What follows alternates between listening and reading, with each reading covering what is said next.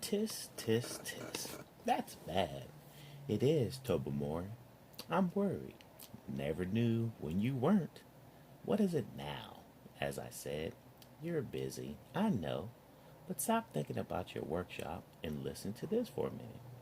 Great Uncle Bulgaria held the Times at Paul's length and shook his head slightly so that both pairs of spectacles shielded firmly on his white nose. He read out loud, with concern for tomorrow. That's Tuesday. What's so special about Tuesday? It's the headline of this article. Just listen. We are facing doomsday. In this overpopulated world, we face a new enemy, an enemy which the world has never known before: pollution. Pollution of the sea, in the atmosphere, and on land. Never before has the controlling of rubbish and effluents, drains, and waste things. Ah, or the safe transport, formulation, and use of oil and chemical products. Ew. Not dumping tins and barrels of harmful chemicals. Ah. And last but no means least, banning the piling up of rubbish, which that's us, said Tobermory. All right, Bulgaria. I quite see that all this pollution business is going on all over the world. But Womby wise, there's precious little we Wombles can do about keeping the sea clean or stopping noising aeroplanes or the dumping of harmful chemicals and stuff like that. Our business is to clear away the rubbish that human beings leave behind them. I must admit, a more wasteful lot of creatures I've never met. But, old friend, we Wombles must do what we can. I agree with you entirely that human beings are quite ridiculous. They seem to be determined to choke themselves to death.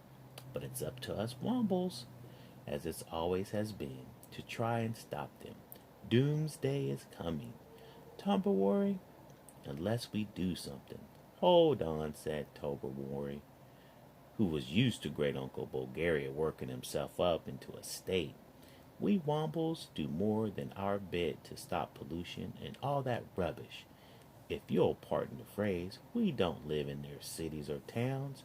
Our lives are down here in our burrows. And a very nice burrow this is, too, since I got the lighting and heating going properly, even though I say it myself. If human beings are so silly that they want to poison themselves, well, that's their affair, not ours. Old friend, Great Uncle Bulgaria said loudly or sadly.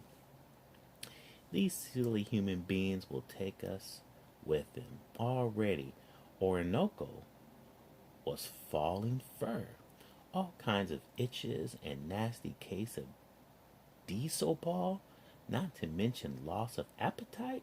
Now, Tobermory, you must admit that if Orinoco can't eat until he almost bursts, there must be something wrong. Orinoco? You mean he's caught this illness from pollution? Exactly. It must be poisoning from the diesel oil, or all of us Wombles, he would be the last to stop feeling hungry.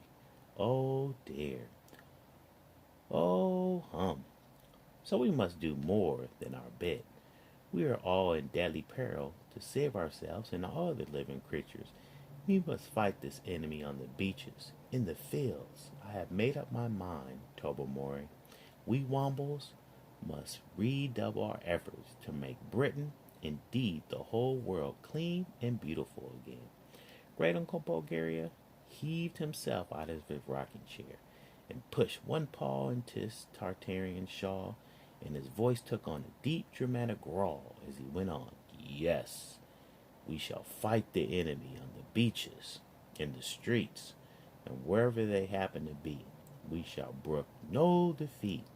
Oh dear, oh, said Tobermory, scratching behind his ear with his screwdriver. Oh dear, just when I was. In fact, I shall make a little speech tonight, said Great Uncle Bulgaria, resuming his natural voice. about the duties of us Wombles and, well, never mind that now. All right, Tobermory. I suppose so. Tobermory shook his gray head and shuffled towards the door, then scratched behind his other ear. He knew all about Great Uncle Bulgaria getting one of his great ideas. Oh dear, oh dear, oh dear, sighed Tobermory. Here we go again.